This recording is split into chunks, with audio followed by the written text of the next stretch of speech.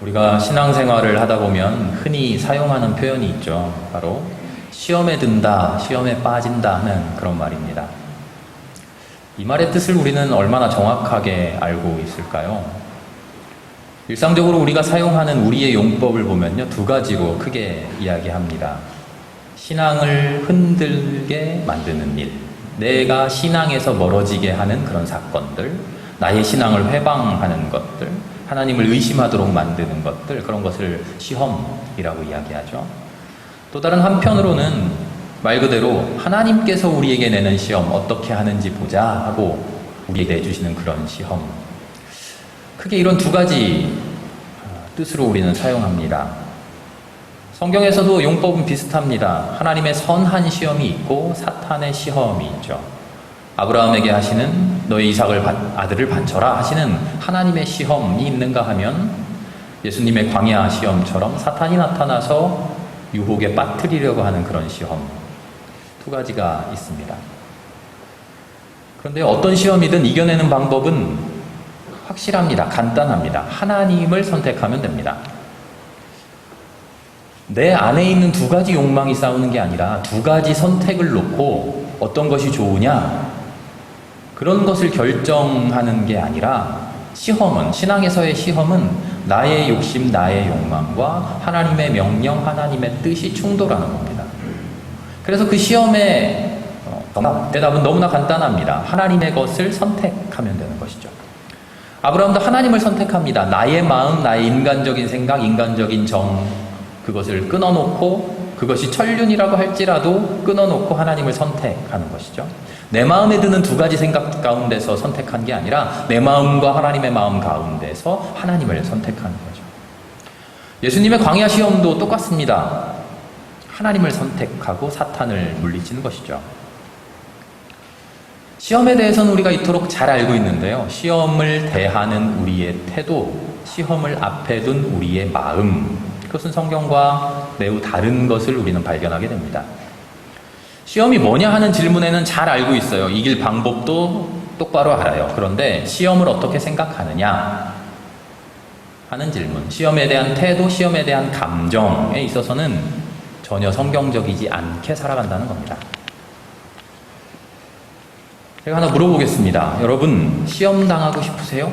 시험에 빠지고 싶으세요? 무슨 말도 안 되는 질문 하십니까? 예수님도 주기도문에 시험에 들지 않게 해주십시오 이렇게 기도하라고 했는데 당연히 시험에 빠지면 안 되죠. 그렇죠? 맞습니다. 그런데 반만 말해요.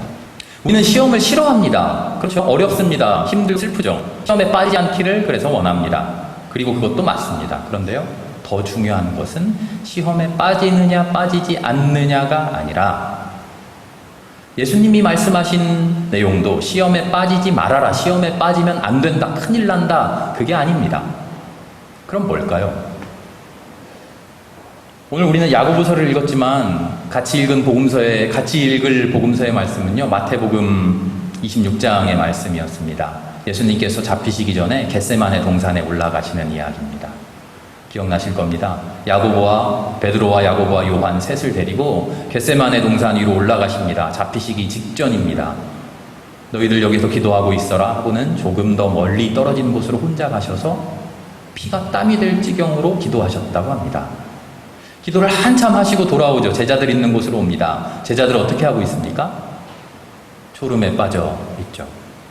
바로 그때 예수님이 하시는 말씀입니다. 시험에 빠지지 않도록 깨어서 기도하라. 마태복음 26장 41절입니다. 시험에 빠지지 않도록 깨어서 기도하라. 우린 이 말씀을 읽으면서요, 기도해라 라는 말을요, 그냥 관용 어구처럼 흔히 입에 발린 말처럼 쓱 지나가 버립니다. 간절히 소망하고 원해라 하는 뜻 정도로 생각하죠. 이랬으면 좋겠다, 저랬으면 좋겠다, 시험에 안 빠졌으면 좋겠다 하는 개인적인 욕심, 바램, 그것도 기도라는 말로 그냥 표현해버리죠. 인간적인 소원이 이루어지는 하나의 방편으로 기도를 취급해버리는 것이죠. 그런데 예수님이 하시는 말씀, 시험에 빠지지 않도록 기도해라 하는 이 말씀은요, 너희들 시험에 빠지면 안 돼, 시험에 안 빠졌으면 좋겠어 하는 그런 단순한 소망이 아닙니다. 엄중한 명령입니다. 뭐에 대한 명령일까요? 기도에 대한 명령입니다. 말씀의 포인트는요, 시험에 빠지지 않는 것, 거기에 포인트가 있는 게 아니라 요점은 기도해라, 거기에 있습니다. 이 말씀을 다시 제대로 바꾸면 기도해라, 그래야 시험에 빠지지 않는다. 기도해라, 그래야만 시험을 이길 수 있다. 기도해라, 기도하지 않으면 시험에서 진다. 키포인트는 기도에 있습니다. 시험과 관련한 가장 중요한 포인트는 기도라는 거죠. 주기도문 말씀도 우리가 오해하면 안 됩니다. 시험에 들지 않게 해주십시오. 주님 이렇게 가르쳐 주셨어요. 뭐를 가르쳐 주셨죠? 기도를 가르쳐 주셨어요. 시험에 들지 않게 해주십시오라고 마음속으로 원하고 시험을 싫어하고 시험에 들지 않도록 시험을 잘 이겨내도록 요리조리 잘 피해 다녀라가 아니라 시험에 들지 않도록 기도해라. 주기도문 내용 잘 알고 있고 잘 외우라는 게 아니라 그렇게 기도하라는 겁니다. 여러분 시험에 빠지지 않는 게 좋습니다 하고 예수님이 알려주신 게 아니라 시험에 빠지지 않게 해달라고 간절히 기도해라 하고 명령하신 것이죠. 그런데 우리는 시험을 기도와의 연관성 속에서 기도의 차원으로 생각하지 않고요, 호불호의 차원, 좋고 나쁨의 차원에서 생각해버립니다. 시험에 빠지면 힘들어, 당연히 시험 당하는 거 싫지 하고 시험에 빠지기 싫어합니다. 누구라도 그렇죠? 시험을 거절하고 싫어하고 피하려고 하면서 그런데 정작 가장 중요한 기도는 하지 않습니다. 아닌데요? 기도하는데요? 하긴 합니다. 이렇게 기도합니다. 시험을 이기게 해주십시오. 빠지지 않게 해주십시오. 이 시험 잘 지나가게 해주십시오.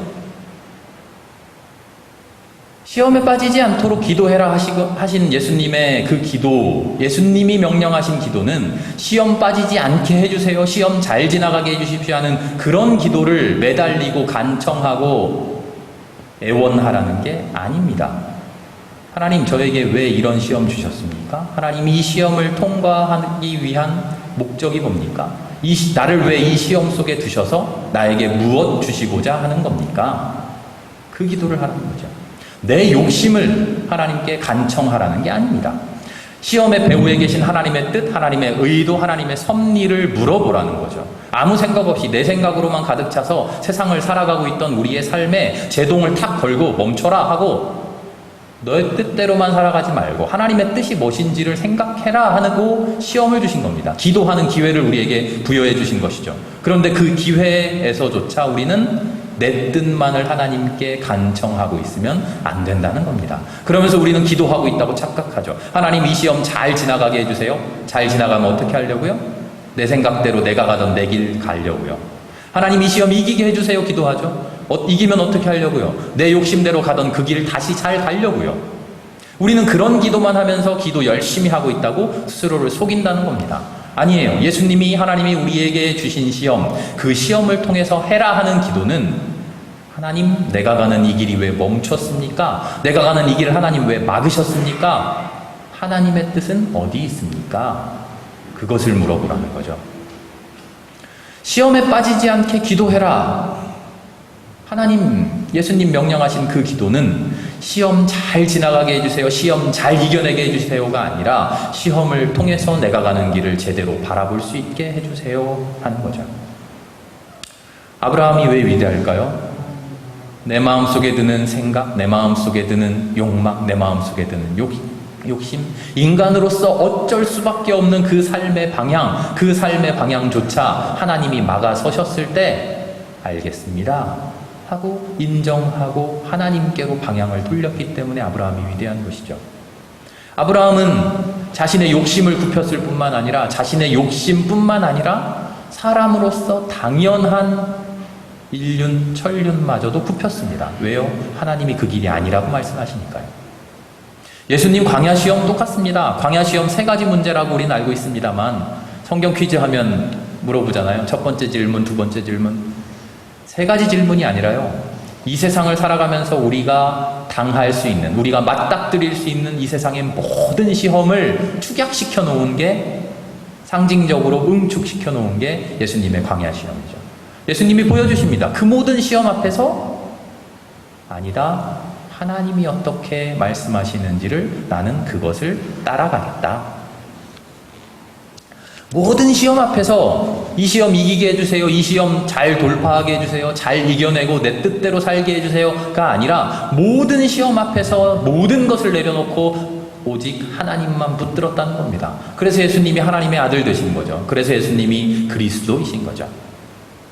사탄의 시험, 욥기에서 보는 바와 같이 사탄의 시험 역시 하나님이 허락하시고 하나님의 섭리 속에서 일어나는 것이라는 것을 고백한다면 우리는 모든 시험, 우리에게 닥치는 이 시험 그 속으로 적극적으로 들어가야 하는 것 아닐까 생각하게 됩니다. 그 시험이 오히려 우리에게 기쁨이고 그 시험이 오히려 우리에게 은혜가 된다고 우리는 고백해야 하는 것이죠.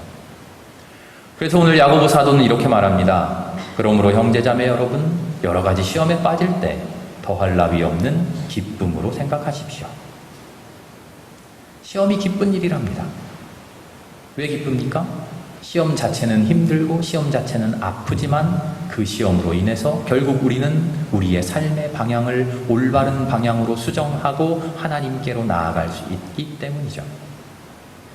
시험을 닥쳤을 때 우리는 그 시험의 내용에 집중하면 안 됩니다. 왜 이런 일이 닥쳤을까? 이걸 어떻게 이겨낼까? 그 고민에만 사로잡혀 있으면 안 됩니다. 겉표면, 시험의 표면을 바라보면 안 됩니다. 이 시험 앞에서 나는 어떤 마음이 드는가? 이 시험 앞에서 흔들리는 나의 마음은 무엇인가? 이 시험 앞에서 나는 무엇에 화를 내는가? 이 시험 앞에서 나는 무엇이 좋고 무엇이 싫은가? 그렇게 생각하게 되는 나의 마음 깊은 곳에 있는 것은 무엇인가? 내 마음을 그렇게 끌고 가고 있는 내 마음의 주인이 누구인가? 하나님이 나를 끌고 가고 계신가? 아니면 나의 욕심이 나의 욕망이 나를 끌고 가고 있는가? 시험을 닥쳤을 때 그것을 바라봐야 됩니다. 오늘 주보 예배 순서를 간략하게 하고요. 주보 가운데 오늘의 말씀해서 좀 글을 하나 넣어놨어요. 집에 가셔서 찬찬히 읽어보시기 바랍니다. 17세기 스페인의 영성가인 몰리노스라고 하는 사람이 쓴 글을 축약해서 적었습니다. 시험이 우리에게 주는 유익, 시험을 어떻게 이겨냈는가, 어떻게 극복했는가, 시험을 이겨내고 나는 어떤 복을 받았는가, 그게 아니라 삶의 어려움 앞에, 삶의 고달픔 앞에 나는 어떻게 행동하고 나는 어떤 마음이 들고 내 마음 깊은 곳에 있는 나를 끌고 가는, 나를 주장하고 있는 내 삶의 주인이 무엇인가, 그것을 바라볼 수 있게 해준다는 거죠. 시험을 닥쳤을 때 나의 반응, 나의 행동, 그것을 보며 내 신앙의 진짜 모습을 보게 된다는 겁니다. 시험 피하게 해주세요. 시험 이기게 해주세요. 그런 가짜 기도 말고 이 시험을 통해서 나를 바라보고 하나님을 묵상하는 깊은 기도로 들어가야 됩니다. 주님께서 명령하신 기도가 바로 그런 기도입니다. 나를 바라보지 못하고 내 마음의 움직임을 캐치해내지 못하고 오히려 내 마음에 휘둘려서 내 마음이 이끄는 대로 시험 이기게 해주세요. 내 입맛에 맞는 대로 이렇게 되게 해주세요 하고 간절히 무릎 꿇어봐야 그것은 헛된 기도일 뿐입니다. 예수님의 말씀을 다시 묵상해 봅시다. 제자들에게 말씀하셨죠? 시험에 빠지지 않게 깨어 기도하라. 깨어 기도해야 시험에 빠지지 않습니다. 내 마음이 깊은 잠에 빠져서 내 육신이 어떻게 행동하고 살아가고 있는지를 전혀 모르면 안 됩니다. 내 마음이 깨어나서 마음대로 뛰쳐나가는 내 육신을 움켜잡아야 됩니다. 내 본 모습을 그래야 알게 됩니다. 내 본 모습을 알게 되면 우리는 기도하지 않을 수 없습니다. 내가 나의 충동에 휩쓸려서 어디로 뛰어갈지 그 잘못된 모습을 우리는 예견할 수 있기 때문이죠. 주님, 더 이상 이렇게 살지 않게 해주십시오. 내가 이런 마음으로 이런 생각으로 살게 내버려 두지 마십시오. 하나님 나를 어떻게 좀 해주십시오. 내 마음대로, 내 원대로, 내 바람대로만 살아가면 하나님 앞에 기도를 합시고 내 원하는 것을 강요하고 이렇게 이루어달라고 하나님께 땡깡 부리고 그렇게만 살아가면서 나 기도 잘하고 있다고, 나 시험 잘 이겨냈다고 그렇게 살아갈 게 뻔한데 하나님 그렇게 살지 않도록 내 마음을 바라볼 수 있게 해주시니 감사합니다. 내 마음을 쥐어잡고 있는 내 마음의 주인된 헛된 마음을 바라볼 수 있게 하시니 감사합니다. 그런데 그 마음 내 힘으로 이겨낼 수 없으니 하나님이 붙들어 주십시오. 시험에 빠지지 않도록 깨어 기도하라 하신 그 기도가 바로 이런 기도여야 됩니다. 이 기도가 하나님께 닿으면, 하나님 그래서 우리의 간절한 기도에 감동하시면 세상에서 닥치는 시험, 그런 시험에 우리는 결코 흔들리지 않습니다. 세상에서의 어려움, 집 문제, 학원, 자녀 문제, 무슨 학원 문제, 직장 문제, 경제적인 문제들, 건강상의 문제들, 물론 아프고 힘들겠지만 그것이 우리를 좌지우지하지 못합니다. 그것이 우리의 삶의 방향을 결정하지 못합니다. 그래서 시험은 기쁜 일이고 그래서 은혜입니다. 이 시험을 통과하는 자만이 마침내 얻게 되는 하늘의 은총입니다.